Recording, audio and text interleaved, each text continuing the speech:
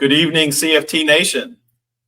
My name is Ray Roskus, and I'm the co-host of CFT Live, your pop-up edition. And I am here with IFT Vice President, CFT President, Wendy Lockman. And we're here with the bargaining team too. We also have a studio audience today. Bargaining team, we just finished bargaining. Quick 2-second update for bargaining, how'd it go? It was pretty fast. We had a great rally outside, people from the community. We had a lot of support from our membership, and even some other locals were here. Yeah, it was great. The superintendent snuck in somehow without going through. I'm not sure how that happened, but he did. He did. Get in here without running through the gauntlet. So pop-up show tonight. Want to talk a little bit about what a pop-up show is? Yeah, so it's a shorter version, something for us to do immediate information for our membership. Right. Typically, we won't announce them. We got another show coming that we'll talk about at the end on Monday. That's going to be our longer format to address bargaining. But we want to talk about a specific issue. Yes. You were on the news yesterday. I was on the news yesterday. How'd you think it went? It was exciting, and I think it went well. I wish they would cut some things. I think some of the things that I said I would have liked for them to have left in. Yeah, I thought you knocked it out of the park, and they didn't use any of the parts that you were great in. You were really good in the parts you were in, but the parts they cut out, you were really good. Thanks. All right, so we're starting a new segment. Yes. And it's going to be a part of our daily segment, or our weekly segment, should I say. And it's called McCalling You Out. McCalling you out. McCalling You Out. We're going to focus on McCalling You Out tonight. We're going to talk about the show on KMOV last night that you were on. We're going to talk about some of his quotes, hence the McCalling You Out. The quotes he keeps using too. Right. They're interesting. So we're going to go through them. In one of our Facebook posts today, I want to highlight a statement that was made. And the statement is, facts and truth isn't a contract demand. It's our baseline. On this podcast, we want to be completely transparent. We want to use data-driven themes, and we want to be the opposite of what the district does, right? That's true. That's what we just said outside to all of our members. Right. So let's get started. We want to try and wrap this up in 15 or 20 minutes, and we've got a little bit to go through. Okay. All right. So news article yesterday. There it is. Kevin's doing a great job already. He's got our graphics going. Look at him. Producer Kevin. Doing great.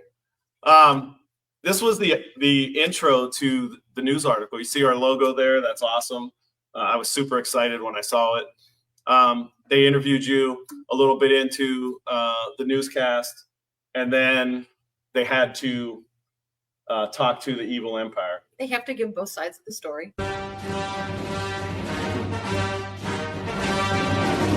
Evil empire.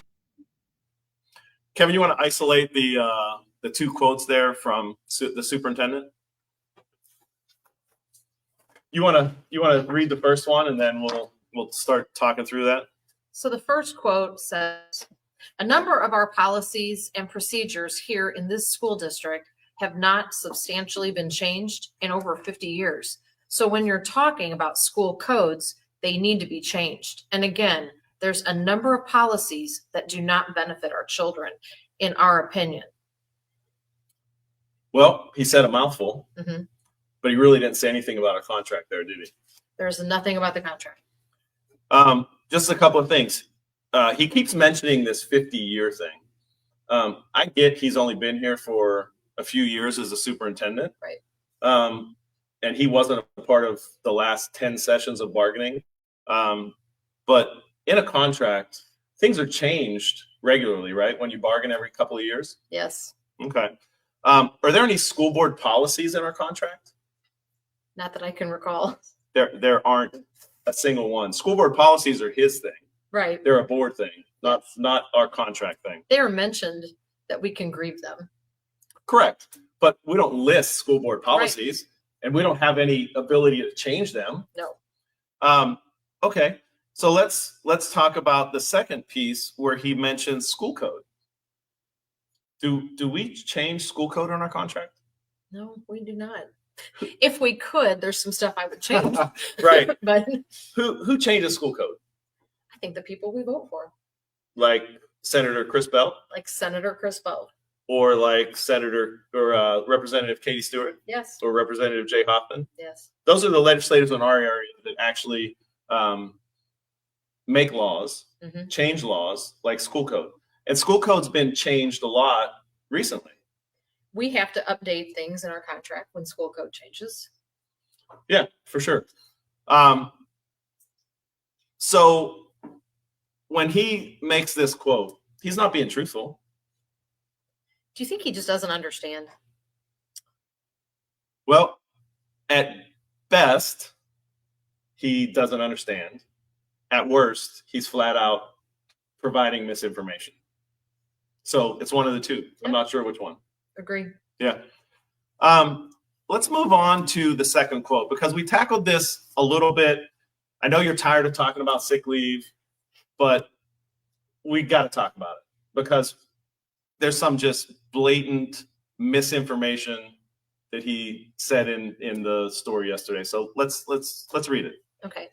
We also have a problem with our staff and teachers attending on a regular basis as well. In one calendar year, 180 days for us here in Illinois, our teachers missed over 6,000 days of work. That is staggering in this field. That was said by Mr. McCall in the interview. So let's just isolate a couple of pieces there. Okay. 180 days, that's your work year, right? Correct. As a teacher. Yes. And then he claims that teachers in Cahokia in last school year missed 6,000 school days. That's what he said now, I think at least twice. So how many teachers roughly do you have in Cahokia? I thought you were going to ask me that. I don't know if I know. My whole teaching unit, my whole certified unit is only a little over 200. Okay. So that's a lot of days for each person to use based on what he's claiming. Mm-hmm. So we anticipated a school sick leave issue coming up from the district. So there were some things we did in preparing for bargaining. Do you remember what we did? We asked for a lot of information. Right. And I sent an email, and there's the email. And I asked for 5 different things. I asked for 5 years of sick leave usage data for all 3 groups, for teachers, service workers, and secretaries. And in that data, I asked for things like FMLA days that were used so that we can determine how many were regular sick days, how many were days that were like a serious health condition, a pregnancy, a surgery, that kind of thing. Did we get that information? I think we eventually did. It took a while. Yes. But we did get it right. Thank you, Kevin, for putting that up right on time. So this is the information email that we received from the Director of Non-Certified Personnel, Stephanie Bell. And in this email, she sent 2 attachments. One attachment is sick leave usage by teachers. Mm-hmm. And one attachment is FMLA usage by teachers. Mm-hmm. Let's take a look, Kevin, at what the spreadsheet for sick leave usage looks like. So I've isolated this to take names out, so we can't see whose the names are. Yeah, that's good. But when you look at this, Wendy, and I'm going to ask you for your comment in a second. Okay. As the president, as a teacher, as a professional, the total sick days in yellow that were given to us, this is their data, not ours, 5,854 days. Okay. That's over a 5-year period. Do you think the superintendent thinks this is over a 1-year period? He must, because it's close to his number. It's close to his number. Then I isolated family medical leave days. I took those out of that number because those are days that are typically scheduled, that are typically taken in a longer period of time. There's 1,040 of those.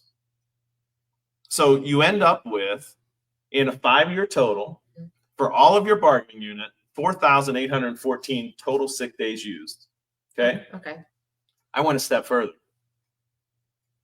I looked at what was the average over those 5 years that each teacher used?